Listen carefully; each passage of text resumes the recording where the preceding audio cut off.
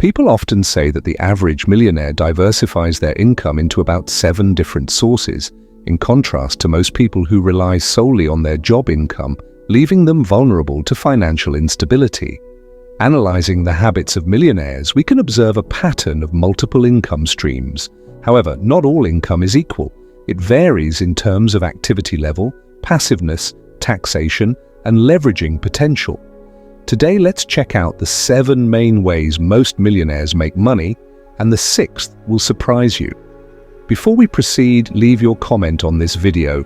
I will achieve financial freedom. When I see your comment, I'll leave a heart, because I know you'll reach your goals soon. And don't forget to subscribe to our channel and turn on notifications to stay updated with all the news. The first and most common source of income is salary income. This includes money earned from jobs, from regular workers to top executives like CEOs. Many CEOs remain employed by their respective companies. Professionals like doctors and nurses also fall into this category. Salary income is acquired by exchanging time for money, commonly called active income. This category can also include freelancers. For many self-made millionaires, salary income serves as the first step. It's where most people start and can be a solid foundation, especially if it allows you to sustain yourself and your family. But it's risky to rely solely on this type of income, as it means trading time for money, and time is limited, with only 24 hours in a day. Like everyone else, there's an inherent limit to how much can be earned in this category. Additionally, salary income is subject to high tax rates, sometimes reaching up to 40% of earnings depending on income levels. While it's an admirable starting point, it's crucial to explore other available income avenues. The second source of income is profit income. This refers to income generated by selling goods or services at a higher price than the cost of production or acquisition. It's a transition from being an employee to becoming an entrepreneur. In the past, starting a business required a lot of money for manufacturing or buying things, but now, with the internet, it's much easier to start without needing as much capital, whether selling physical or digital goods, if the selling price exceeds the cost of production or acquisition. It generates profit income. This type of income can be active or passive, depending on the business model. Engaging in manual product creation and sales leans toward active income and may present scalability challenges.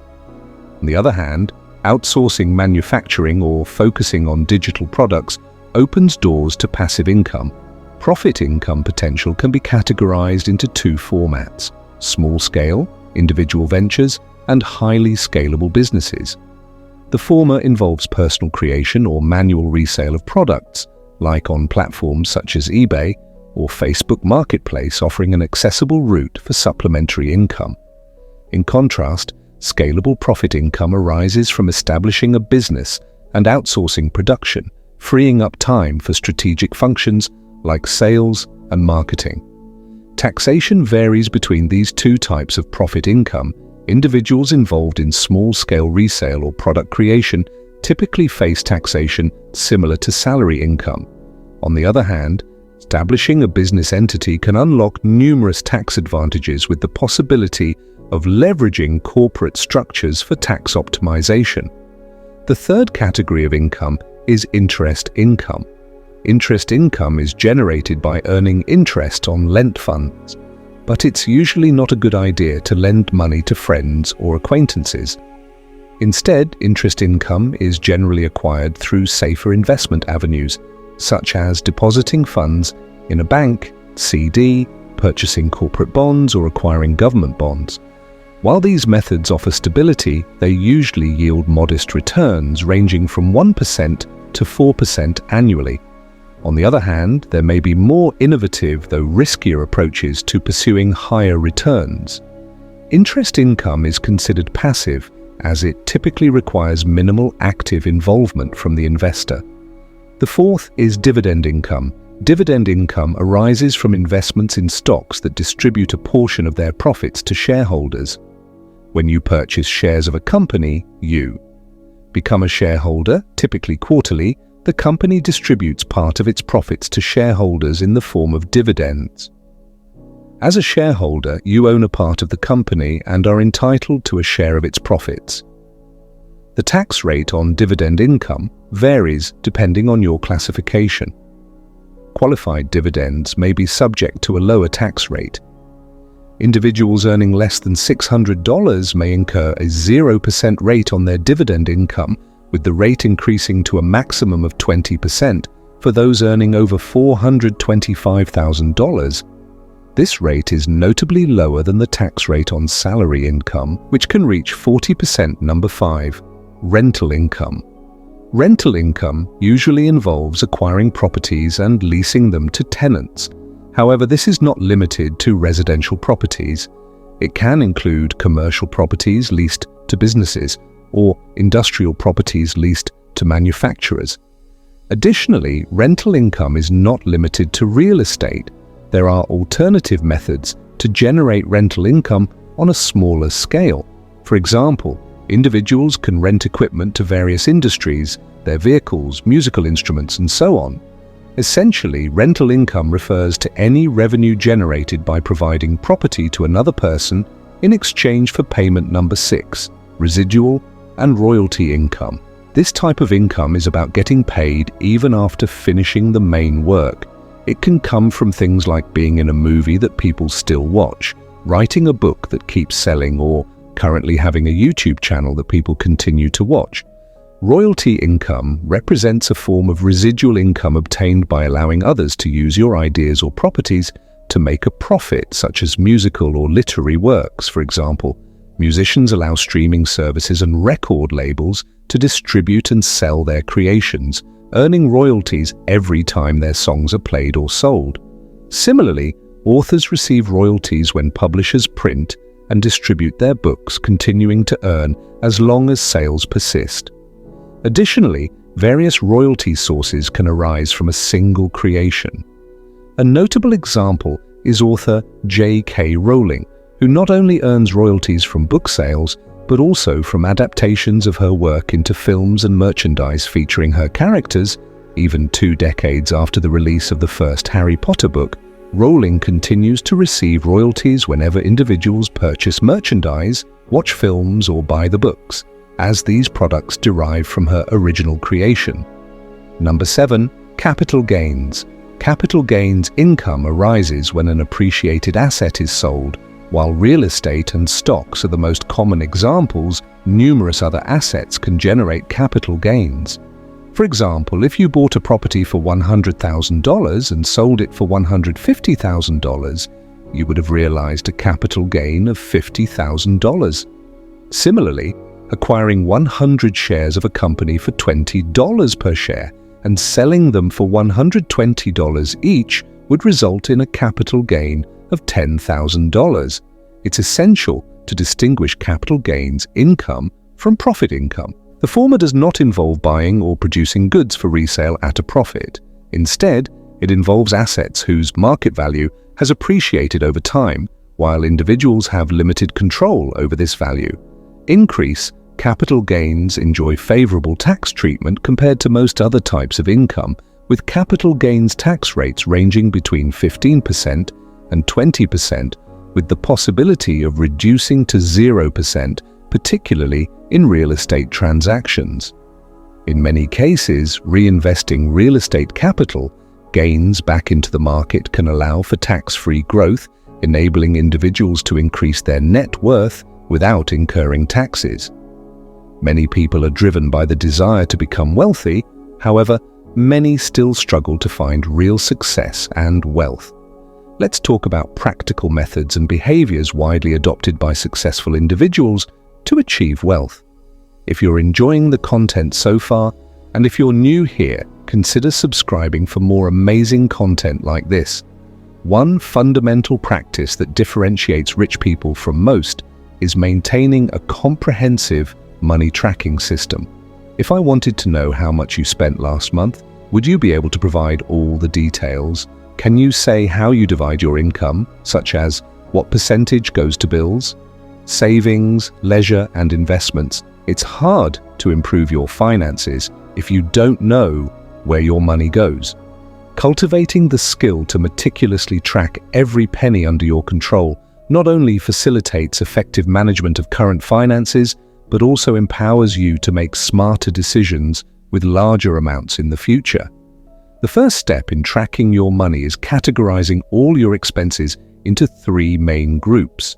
First, income. This includes the money you earn in a month from your job, side gigs, or any other source. Second, living expenses. This number is super important. It's all the monthly spending on things you absolutely need to survive, like rent or mortgage payment, electricity and water bills, and grocery shopping. While these costs usually remain almost the same each month, many people don't realize how much they actually spend on these things. Third, other expenses. This is for fun things you might choose to buy, like subscriptions, daily coffees, or any extras you don't need to survive. Grouping your spending makes it easier to track your money. That way, you'll see exactly how much you earn, what you need for bills and groceries, and what's left for fun things. With this understanding, you'll be able to make more informed financial decisions. Saving money can be tough, but there are some strategies that can make it easier. One effective approach is to automate your savings. Many banking institutions offer the option to schedule transfers from your main account, where your income is deposited, to your savings account immediately after receiving your paycheck. By doing this, a portion of your earnings is saved before any expenses are deducted, requiring minimal effort on your part. This automated system helps prevent overspending, as the funds are allocated to savings without conscious intervention. Another way to avoid spending your savings is to keep them in a separate bank account which doesn't have a debit card or connection to your checking account. This way, your savings won't be as tempting to use for everyday purchases. Keeping the money in a separate account and without a debit card makes it harder to access. This can help you save more, as you won't be as tempted to spend it easily. Indeed, there are 2 main ways to save more money: cutting expenses to free up extra cash, or finding ways to earn more to have more to save. However, accumulating savings is just the initial phase of wealth building. Having a lot of money in the bank doesn't always mean you're rich. There's a difference between liquid money and wealth. Let's say you have $1 million. Would you prefer to keep it all in cash, or invested in things like real estate or successful businesses? The rich usually prefer the latter option. Money retains its nominal value over time. So if you stash away $1 million in cash, its value remains constant over the years, discounting the impact of inflation, which gradually decreases the purchasing power of the currency. On the other hand, investing $1 million in real estate or reputable companies can yield exponential growth in value over the same period. Warren Buffett likes to say that the best way to use your money is to invest it in things that will grow over time. He believes in reinvesting money into investments rather than just keeping it in cash. That's why rich people often invest their savings in things that earn them more money. This way, their money continues to grow over time. As we emphasized earlier, saving represents only the initial phase in wealth accumulation. Rich people don't save money just to accumulate a pile of cash. They use their savings to invest and grow their wealth over time. Once you've established a good saving habit, you can start thinking about how to invest that money to make it grow even faster. Consider the dynamics of the board game Monopoly. Success doesn't depend on accumulating money, but on acquiring properties that generate continuous income streams. It's not enough to accumulate money. The goal is to convert it into assets that produce wealth. In the long run, people who invest in things like real estate usually end up with more money. Let's say you have the option to stash away money or buy something that brings you returns. What would you choose? Rich people prefer to invest their money in things that generate more money on their own, like rental properties or dividend-paying stocks. This way, the money works for them instead of them having to work for it. This shows what's really important to them when it comes to building wealth, using money to buy or create things that generate more money. It's also interesting that many rich people don't spend all the money they earn. They live below their financial means. You might think that rich people would spend all their money, but many of them live below their means. This is especially true when they're starting to build their wealth. If you observe the people who have become very rich in the past decade or so, you'll see a pattern. They tend to live frugally even when they earn a lot of money. Even if they were earning a lot of money, they didn't spend it all on expensive things like luxury cars or big mansions. Despite earning 6 or even 7-figure incomes, some people can't resist spending a lot of money on expensive things and end up broke. But people who want to become very rich aren't just thinking about spending a lot of money. Their focus goes beyond accumulating a few million. They aim for huge fortunes. Consequently, many of them, even with comfortable incomes, maintain modest spending habits, similar to ordinary people. Now that we're talking about keeping track of your money, saving it and using it to buy things that generate more money, there's one important thing rich people do to keep their wealth forever. This trick allows them to spend money on expensive things without worrying about running out of money. The big difference lies in how they use the money. Instead of spending all their savings, the initial capital, they spend only the extra money they earn, the residual income. Initially, most people rely on active income, which is earnings derived from their time and effort. However, by investing in income-generating assets, they start generating passive income, which constitutes the cash flow generated by these assets. The key to becoming very rich is to spend only the passive income generated by your assets. This way, you can preserve your hard-earned capital. It's like planting a tree. Some people might just eat the seeds right away, but rich people plant the seeds first. Then they eat only the fruits the tree produces, not the seeds themselves. This way, the tree continues to produce more fruits for them forever. Even though some rich people still run businesses and make money that way, they use that money to invest in more things. They spend only the money their investments generate for themselves, like on vacations or nice things. By following this rule, they always have extra money coming in, so they can buy expensive things without worrying about running out of money in the long run. Now, what's the practical step you can take to start your journey towards wealth? As mentioned earlier, to start investing, you must first save, and to save effectively, you'll need to cut your expenses or increase your income. Once you've managed to reduce your expenses, the best initial step is to focus on increasing your monthly earnings. The higher your income, the more resources you'll have to plant the seeds of your financial growth. If you liked the video, remember to give it a like, to support us, and to let me know that you stayed until the end. Comment until the end. When I see your comment, I will give it a heart. And also, I will leave you with 2 videos full of wisdom that I am sure will add a lot to your life. Click on one of them and go watch.